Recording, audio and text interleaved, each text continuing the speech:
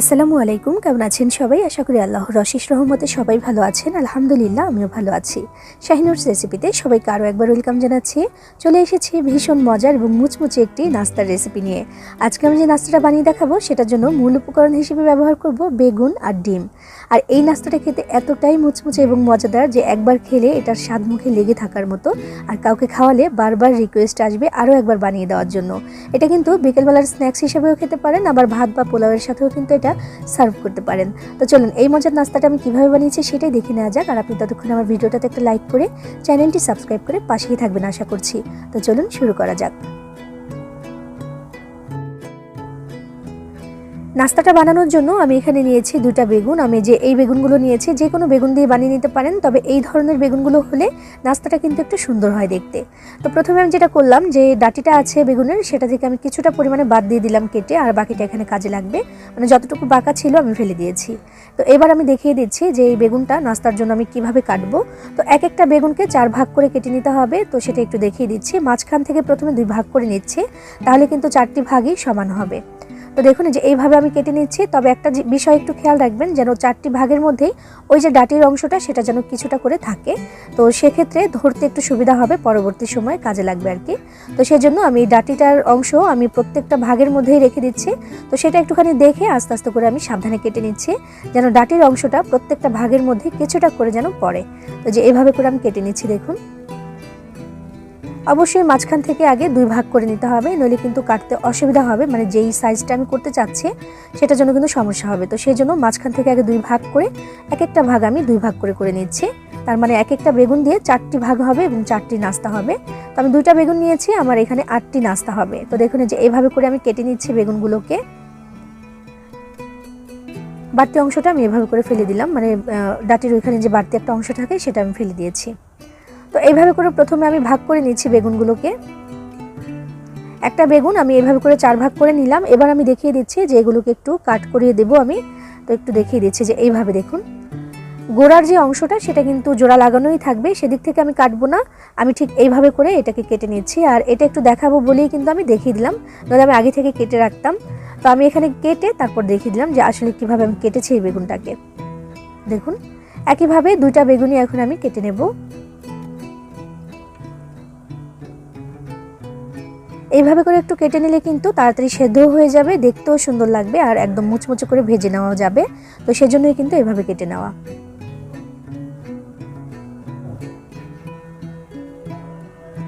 একইভাবে আমি 2টা বেগুনই কেটে নিয়েছি, এখানে 8 ভাগ হয়েছে। তো এগুলোকে এখন ধুয়ে নিতে হবে, যদিও আগে একবার আমি ধুয়ে নিয়েছিলাম। কেটে নেওয়ার পরে বেগুন যদি ধুয়ে না নেওয়া হয় সেক্ষেত্রে কিন্তু কালো হয়ে যায়, আর এজন্য কিন্তু ভালো মতো একটু ধুয়ে নিতে হবে। তো একটা বড় সাইজের বোলের মধ্যে আমি বেশ কিছুটা পানি নিয়ে তার মধ্যে বেগুনগুলোকে দিয়ে দিচ্ছি এবং 5 মিনিটের জন্য ভিজিয়ে রেখে দেবো, যেন কষটা ভালোভাবে উঠে যায়। তো দেখুন 5 মিনিট ভিজিয়ে রাখার পরে এই পানিটা কিন্তু একটু কালো কালো হয়ে গেছে। আর এখান থেকে তুলে বেগুনটা আরও একবার ধুয়ে নিতে হবে, সেটা আর আমি দেখাচ্ছি না। তবে ধোয়ার পরে এগুলোকে ভালো মতো পানিটা ঝরিয়ে নিতে হবে, প্রয়োজন হলে সুতি কাপড় দিয়ে মুছে নিতে হবে। আমিও কিন্তু সেটাই করেছি, একটু তাড়াতাড়ি করব, তো সেজন্য সুতি কাপড় দিয়ে মুছে নিয়েছিলাম। এখানে আমি নিয়ে নিয়েছি আধা কাপ পরিমাণে কর্নফ্লাওয়ার। আর কর্নফ্লাওয়ারের বদলে কিন্তু চাইলে ময়দা দিয়েও করতে পারেন, তবে কর্নফ্লাওয়ারটা নিলে একটু বেশি মুচমুচে হবে।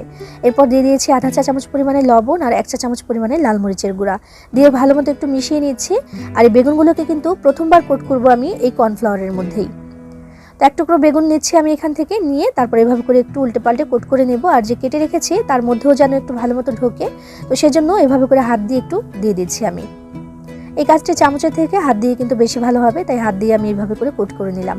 তো সবগুলো বেগুন প্রথমে আমি এভাবে করে কোট করে একটু রেডি করে রাখছি। খেয়াল রাখবেন যেন একটু ভালো মতো এই কাটার অংশগুলোর মধ্যেও যেন যায়, সেক্ষেত্রে কিন্তু ভেতর থেকে ভালো মতো মুচমুচে হবে।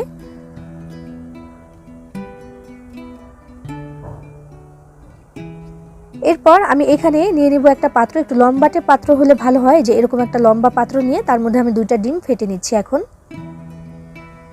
বেগুনগুলো যেহেতু একটু লম্বা, তাই একটু লম্বা পাত্র হলেই কিন্তু ভালো হয়। এরপর এখানে আমি দিয়ে দিচ্ছি 1 চিমটি পরিমাণে লবণ। এবার এই ডিম আর লবণটাকে ভালো মতো একসাথে মিশিয়ে নিতে হবে।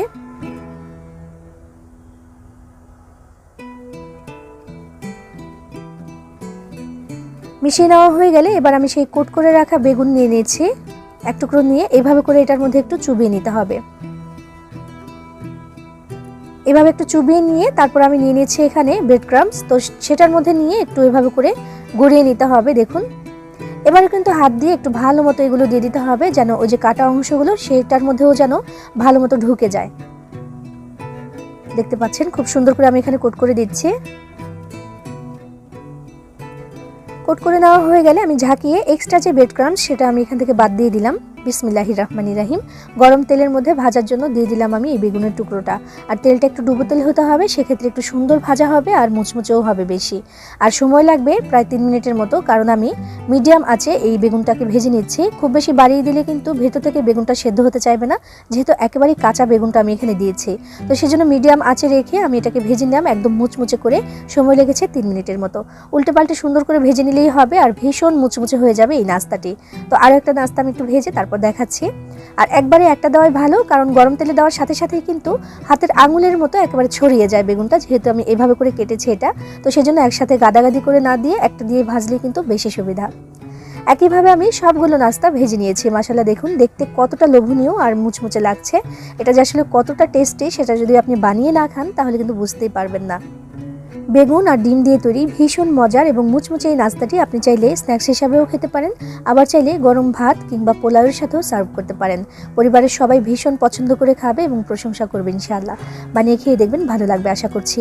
সবাই ভালো থাকবেন, সবার জন্য সবাই দোয়া করবেন। আল্লাহ হাফিজ।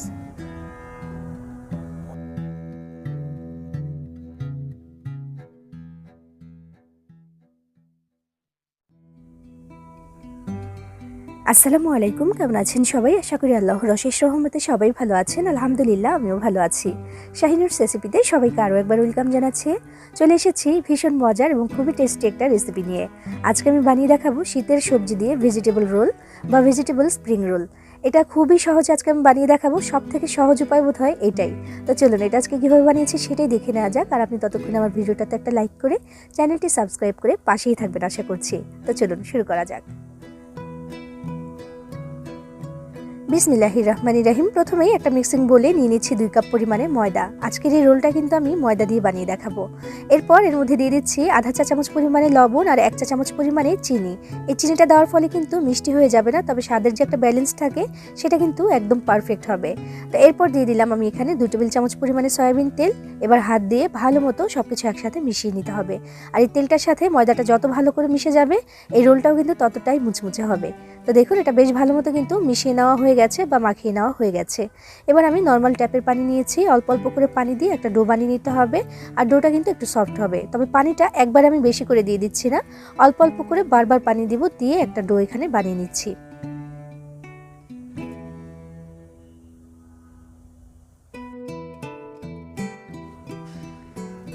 ডোটা কিন্তু বানিয়ে নেওয়া হয়ে গেল প্রায়। তো এটা কিন্তু নর্মাল যে ডো আমরা বানাই সেরকমই হবে, রুটি বা পরোটার জন্য যেমনটা করি আমরা তেমনই হবে, তার থেকে শক্তও না আর তার থেকে নরমও কিন্তু না।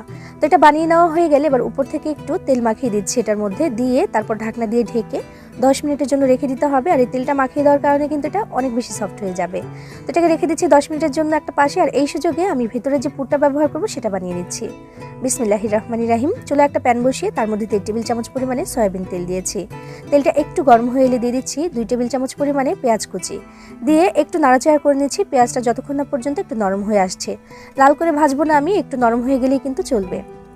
পেঁয়াজটা ঠিক এরকম নরম হয়ে এসেছে। এবার আমি দিয়ে দিচ্ছি 1 কাপ পরিমাণে গাজর। আর গাজরগুলোকে একটু লম্বা লম্বা করে চিকন করে এমন করে কেটে নিয়েছি। তো এইভাবে আমি কেটে নিয়েছি। আর এই গাজরটা যেহেতু একটু শক্ত, তাই এটাকে প্রথমে 2 মিনিটের মতো এইভাবে করে পেঁয়াজের সাথে আমি একটু ভেজে নেব। আর 2 মিনিটে কিন্তু এটা যথেষ্ট পরিমাণে নরম হয়ে যাবে। চুলার আঁচটাকে শুরু থেকে আমি একদম বাড়িয়ে দিয়ে রাখবো, চুলার আঁচটা কিন্তু একদমই কমিয়ে দিচ্ছি না আমি এই পুরটা বানানোর ক্ষেত্রে।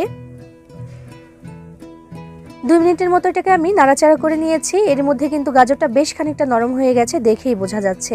এবার এখানে আমি দিয়ে দিচ্ছি 1.5 কাপ পরিমাণে কুচিয়ে নেওয়া বাঁধাকপি। বাঁধাকপিটা দিয়ে প্রথমে আমি একটু নেড়েচেড়ে মিশিয়ে নিচ্ছি গাজরটার সাথে। আমি এখানে আজকে খুব বেশি সবজি ব্যবহার করছি না, আপনি আপনার পছন্দ মতো শীতে পাওয়া যায় এমন যে কোনো সবজি কিন্তু এখানে ব্যবহার করতে পারেন। আমি খুবই সামান্য সবজি দিয়ে এই পুরটা আজকে বানিয়ে নিচ্ছি।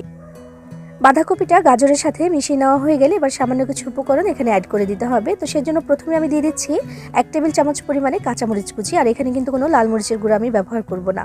এরপর দিয়ে দিচ্ছি পেঁয়াজ পাতা 1 কাপ পরিমাণে, একটু লম্বা লম্বা করে আমি কেটে নিয়েছি। দিয়ে দিচ্ছি 1 চামচের 4 ভাগের 1 ভাগ পরিমাণে লবণ, আর দিয়ে দিচ্ছি ভাজা জিরার গুঁড়া, ধনিয়া গুঁড়া, তারপর দিয়ে দেবো গরম মশলার গুঁড়া আর চাট মশলা। এগুলো কিন্তু আমি দিয়েছি আধা চা চামচ করে। এই হচ্ছে আমাদের উপকরণ। তো এবার আমি একসাথে সবকিছু মিশিয়ে নিচ্ছি, আর মেশাতে মেশাতে কিন্তু সবকিছু প্রায় সিদ্ধর মতো হয়েই আসবে। চুলা আঁচটা কিন্তু আমি বাড়িয়ে রেখেছি এখনো পর্যন্ত, চুলা আঁচটা কিন্তু কমিয়ে দিচ্ছি না, তাহলে একেবারে বেশি সিদ্ধ হয়ে যাবে বা সিদ্ধ হতে হতে দেখা যাবে একদম গলে গলে অবস্থা হয়ে গেছে। তো সেজন্য আমি এখানে খুব বেশি বাড়িয়ে দিয়ে তারপর এই রান্নাটা করছি না, একটু বাড়িয়ে দিয়ে করবো, আর 90% যেন এটা সেদ্ধ হয় সেদিকে একটু খেয়াল রাখবো। তো দেখুন প্রায় সেদ্ধ মতো হয়ে এসেছে। এবার আমি এখানে দিয়ে দিচ্ছি 1.5 টেবিল চামচ পরিমাণে সয়া সস, দিয়ে ভালো মতো একটু মিশিয়ে নিচ্ছি, আর মিশিয়ে নিলেই কিন্তু হয়ে গেল। তো দেখুন একটু মিশিয়ে নিতে নিতে কিন্তু এটা আরেকটু শুকনো শুকনো হয়ে যাবে, কারণ এই যে আমি সসটা দিয়েছি সয়া সস, এর কারণে কিন্তু একটু ভেজা ভাব চলে এসেছে, তবে এটা কিন্তু আর থাকবে না। শুকিয়ে যেতে যেতে ভেজিটেবলটা কিন্তু ভালোই সেদ্ধ হয়ে এসেছে। এবার এখানে আমি দিয়ে দিচ্ছি একটু ধনিয়া পাতা কুচি, যেহেতু শীতকালের সবজি তাই এখানে একটু ধনিয়া পাতা কিন্তু দিতেই হবে। তো একটু ধনিয়া পাতা কুচি দিয়ে তারপর আমি একটু নামিয়ে নিচ্ছি এটাকে, মানে একটু মিশিয়ে তারপর নামিয়ে নিব, নামিয়ে ঠান্ডা করে নেব। মিশিয়ে নেওয়া হয়ে গেছে, আর আমাদের এই পুরটা কিন্তু রেডি হয়ে গেছে। নামিয়ে আমি ঠান্ডা করে নিচ্ছি এই পুরটা। তো এটা কিন্তু রেডি, আমি একটা পাশে রেখে দিচ্ছি। আর এখানে ছোট একটা বাটি নিয়ে নিলাম, এর মধ্যে দিয়ে দিচ্ছি 2 টেবিল চামচ পরিমাণে ময়দা, আর এই ময়দা দিয়ে কিন্তু আমি এখন একটা স্যালারি বানিয়ে নিব, যেটা পরবর্তী সময়ে আঠার কাজ করবে আমাদের এই রোলটা বানানোর ক্ষেত্রে। তো এবার আমি এখানে দিয়ে দিচ্ছি 3 টেবিল চামচ পরিমাণে পানি। 2 টেবিল চামচ পরিমাণে নিয়েছি ময়দা, আর তার সাথে 3 টেবিল চামচ পরিমাণে পানি দিয়ে দিচ্ছি আমি অল্প অল্প করে। বেশ খানিকটা ঘন করে একটা স্যালারি বানিয়ে নিয়েছি। তো এটার ঘনত্ব হয়েছে ঠিক এইরকম। এবার একটা পাশে আমি এটাকে রেখে দিচ্ছি, আমাদের এটা একটু পরেই কাজে লাগবে।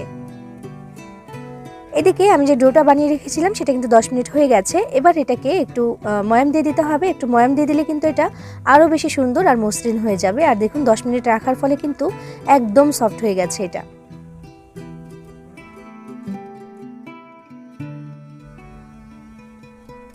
ময়াম দিয়ে দেওয়া হয়ে গেলে এবার ছোট ছোট করে কিছু লেচি কেটে নিতে হবে, কারণ আজকে যে আমি রোলটা বানাবো এটা বানানোর জন্য কিন্তু কোনো শীট বানানোর ঝামেলা করব না, আর সেজন্যই রুটি বেলে তারপর এই রোলটা বানিয়ে নিতে হবে। আর এই জন্যই কিন্তু ছোট সাইজের বেশ কিছু লেচি কেটে নিচ্ছি, আর এটা দিয়ে পাতলা পাতলা করে রুটি বেলে তারপরে কিন্তু রোলটা বানাবো।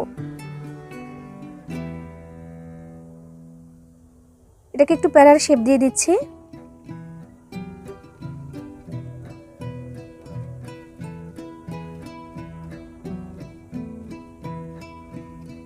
কিছুটা পরিমাণে ময়দা ছিটিয়ে তারপর একটা রুটি বেলে নিতে হবে। আর এই রোলটা বানানোর ক্ষেত্রে রুটিটা যদি বেলে নেন তাহলে যতটা পাতলা সম্ভব হয় বেলে নিতে হবে, কারণ যতটা পাতলা হবে রোলটাও কিন্তু ততটাই সুন্দর আর মুচমুচে হবে। তো আমি যতটা সম্ভব হচ্ছে পাতলা করে একটা রুটি বেলে নিচ্ছি। লেচি বানিয়েছিলাম একদম ছোট ছোট, তবে যে রুটিটা বেলছি সেটা কিন্তু নর্মাল সাইজের, যে রুটি আমরা বেলি সেরকম সাইজেরই হয়েছে। তো এই জন্যই কিন্তু অনেকটা পাতলা হয়েছে। দেখুন এটা এরকম পাতলা হয়েছে, মানে কাগজ থেকে একটু মোটা, শুধু ছিঁড়ে না গেলেই হবে। তো দেখুন রুটিটা বেলে নেওয়া হয়ে গেছে। এবার আমি নিয়েছি আমাদের সেই সবজির পুরটা, নিয়ে কিছুটা পরিমাণে এখানে দিয়ে দিচ্ছি। যার যতটা ইচ্ছা দিয়ে দিতে পারেন, যতটা পুর দিবেন খেতে কিন্তু ততটাই ভালো লাগবে। দিয়ে এইভাবে করে একটু গুছিয়ে লম্বা করে দিলাম। দেওয়ার পরে আমি যে স্যালারিটা বানিয়ে নিয়েছিলাম, যেটা আঠা হিসেবে ব্যবহার করব, সেটা নিয়ে নিচ্ছি। চামচ দিয়ে এভাবে করে নিয়ে রুটিটার সব দিকে, মানে চারপাশ থেকে এইভাবে করে রাউন্ড করে আমি দিয়ে দিচ্ছি। একবার এই স্যালারিটা লাগিয়ে দিলে কিন্তু একদম আঠার মতো লেগে যায় এটা, আর কোনো অবস্থাতে কিন্তু রোলটা খুলে আসার কোনো সম্ভাবনা থাকবে না, ভাজার সময়ও না। তো দেখুন এবার এটা কিন্তু দেখে বুঝে নিতে হবে আমি কিভাবে এটাকে ভাঁজটা দিয়ে দিচ্ছি। আর এই ভাঁজটা যদি সুন্দর হয় তাহলে কিন্তু রোলটা কোনোভাবেই আর খুলে আসবে না। দেখুন এটা আসলে বলার বিষয় না, এটা দেখেই বুঝে নিতে হবে। দেখুন কতটা সহজেই আমি এই রোলের যে ভাঁজটা সেটা দিয়ে দিয়েছি, আর একদম পারফেক্ট হয়েছে মাশাআল্লাহ। তো আরও একটা রোলের ভাঁজ আমি একটু দেখিয়ে দিচ্ছি আপনাদেরকে।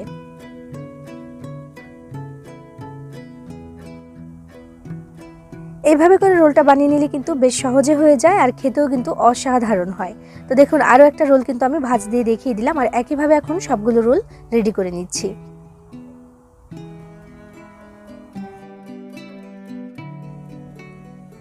বানিয়ে নিয়েছি সবগুলো রোল। এবার এগুলোকে ভেজে নেওয়ার পালা। তো সেজন্য আগে থেকে কিন্তু চুলায় আমি তেল গরম হতে দিয়েছিলাম।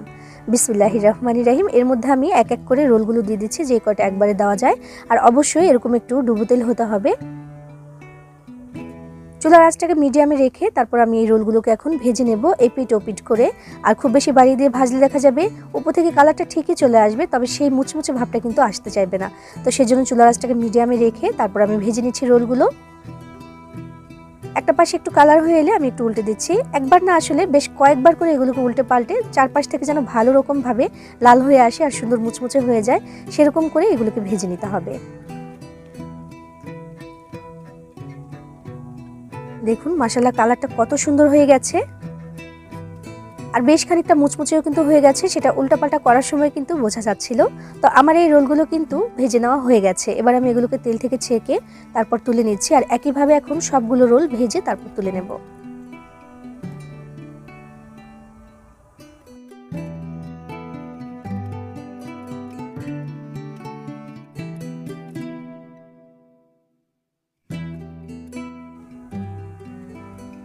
তো এই তো খুব সহজে বানিয়ে নেওয়া হয়ে গেল ভীষণ মজার এবং মুচমুচে ভেজিটেবল স্প্রিং রোল।